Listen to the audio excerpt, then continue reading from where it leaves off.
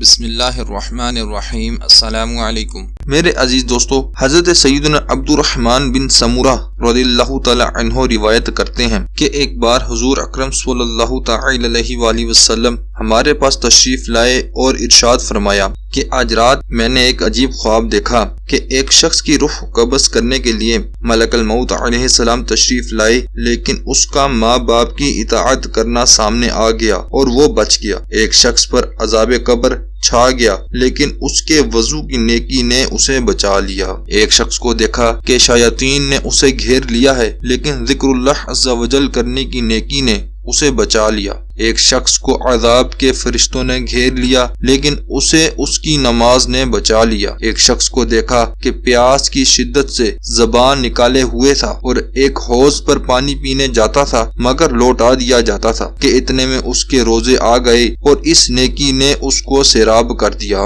ایک شخص کو دیکھا کہ جہاں انبیاء کرام علیہم السلام حلقے بنائے ہوئے تشریف فرما تھے، وہاں ان کے پاس جانا چاہتا تھا، لیکن دھتکار دیا جاتا تھا کہ اتنے میں اس کا غسل جنابت آیا اور اس کی اس نیکی نے اس کو میرے پاس بٹھا دیا۔ ایک شخص کو دیکھا کہ اس کے آگے پیچھے دائیں بائیں اوپر نیچے اندھیرا ہی اندھیرا ہے، وہ اس اندھیرے میں حیران و پریشان ہے، تو اس کے حج و عمرہ آ گئے اور اس کی اس نیکی نے اس کو اندھیرے سے نکال کر روشنی میں لا کھڑا کیا۔ ایک شخص کو دیکھا کہ وہ مسلمانوں سے گفتگو کرنا چاہتا ہے، لیکن کوئی اس کو منہ نہیں لگاتا، تو صلہ رحمی یعنی رشتہ داروں سے حسن سلوک کرنے کی نیکی نے مومنین سے کہا کہ تم اس سے بات چیت کرو، تو مسلمانوں نے اس سے بات کرنا شروع کر دی۔ ایک شخص کے جسم اور چہرے کی طرف آگ بڑھ رہی تھی اور وہ اپنے ہاتھ سے بچا رہا تھا، تو اس کا صدقہ آ گیا اور اس کے آگے ڈھال بن گیا اور اس کے سر پر سایہ فگن ہو گیا۔ ایک شخص کو زبانیہ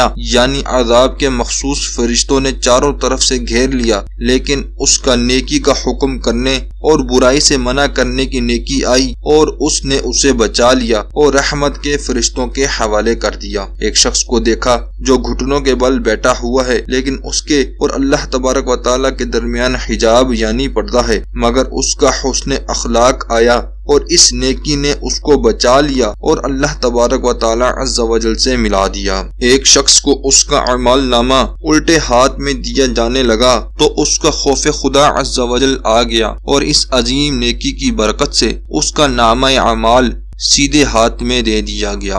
ایک شخص کی نیکیوں کا وزن ہلکا رہا، مگر اس کی سخاوت آ گئی اور نیکیوں کا وزن بڑھ گیا۔ ایک شخص جہنم کے کنارے پر کھڑا تھا، مگر اس کا خوف خدا عز و جل آ گیا اور وہ جہنم میں گرنے سے بچ گیا۔ ایک شخص جہنم میں گر گیا، لیکن اس کے خوف خدا عز و جل میں بہائے ہوئے آنسو آ گئے اور ان آنسوؤں کی برکت سے وہ جہنم میں سے نکل آیا۔ ایک شخص پل صراط پر کھڑا تھا اور ٹہنی کی طرح لرز رہا تھا، لیکن اس کا اللہ عز و جل کے ساتھ حسن ظن یعنی اللہ عز و جل سے اچھا گمان کہ وہ رحمت ہی کرے گا آیا اور اس نیکی نے اسے بچا لیا اور وہ پل صراط سے گزر گیا۔ ایک شخص پل صراط پر گھسٹ گھسٹ کر چل رہا تھا کہ اس کا مجھ پر درود پاک پڑھنا آ گیا اور اس کی اس نیکی نے اس کو پل صراط پر کھڑا کر کے پل بھی پار کروا دیا۔